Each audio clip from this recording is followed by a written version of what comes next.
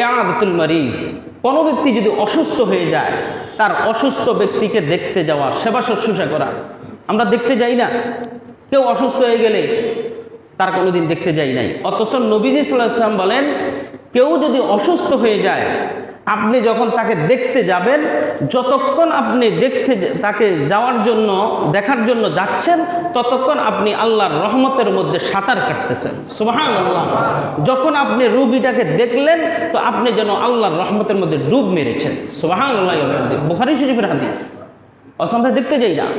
এবং হযরত আলী রাদিয়াল্লাহু তাআলা আনহু বলেন আমি নবীজিকে বলতে শুনেছি কেউ যদি সকালবেলায় কোনো অসুস্থ ব্যক্তিকে দেখতে যায় তাহলে আল্লাহ তাআলা ৭০,০০০ ফেরেশতা নিযুক্ত করে দেন, সন্ধ্যা পর্যন্ত সে এই ব্যক্তির জন্য দোয়া করতে থাকে। সুবহানাল্লাহ।